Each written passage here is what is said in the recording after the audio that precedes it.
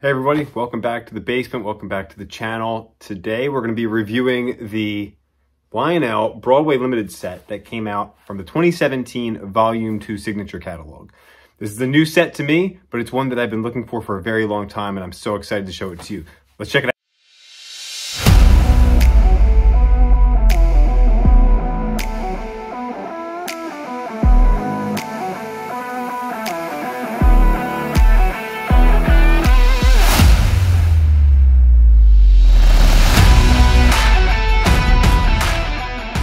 So as always, let's start with the prototype. The Broadway Limited has been covered on this channel before, but with more modern passenger cars. In fact, the set that I already have is the Broadway Limited cars that came with the Vision Line GG1 a few years back. But for this version, we need to rewind the clock a bit more to before the PRR was electrified. The Broadway Limited was the name of the PRR's premier passenger train between New York City and Chicago. At first glance, you may assume that the name comes from the street in New York City, but in fact, it is actually in respect to a Broadway or a section of main line on the Pennsylvania Railroad that has 4 tracks that, between New York City and Chicago that creates a Broadway.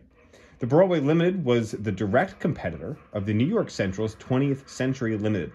The Broadway Limited operated from 1912 through the formation of the Penn Central and beyond. The PRR operated this train with Pullman sleepers. There were no coach cars. The heavyweight travel time was about 20 hours for the full 907-mile journey until 1932, when it was reduced to 18 hours, and then by 1935 it was reduced down to 16 and a half hours. In the 1928 fare from New York to Chicago was about $9.60, which I tried to figure into a inflation calculator would be about $162 today.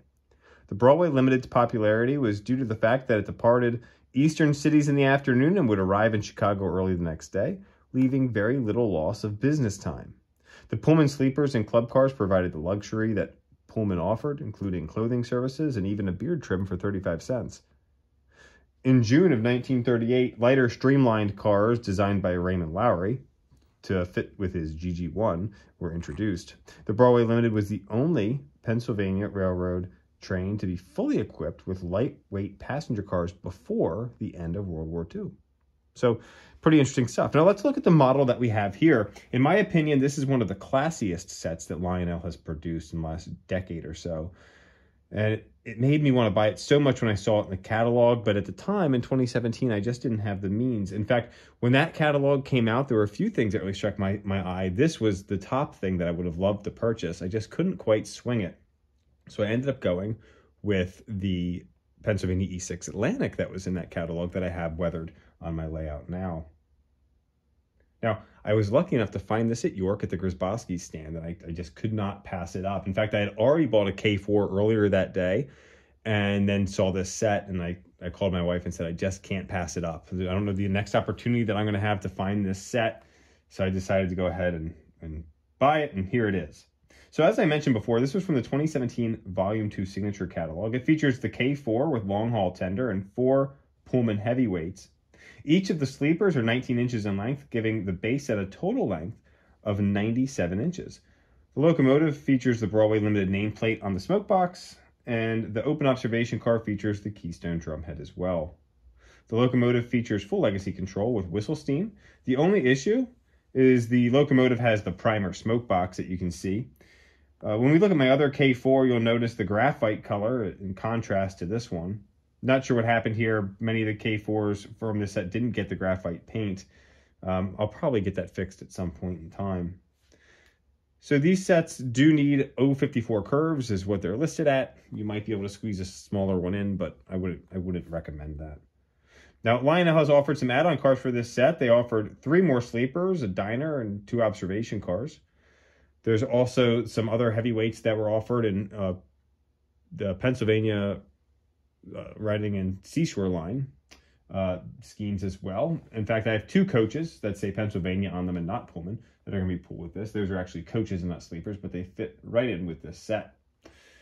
The coaches on this feature those olive green trucks, which really make them stand out. They're red framed windows, and they are just absolutely gorgeous. So without further ado, let's go ahead and run this around the layout.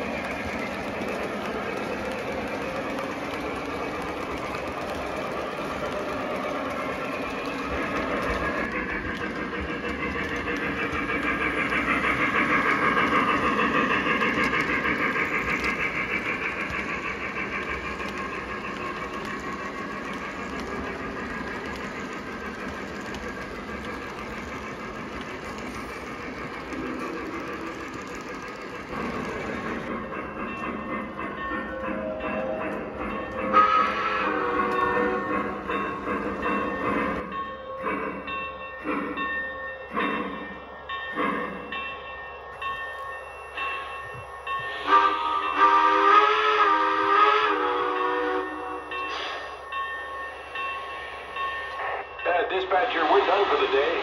Out.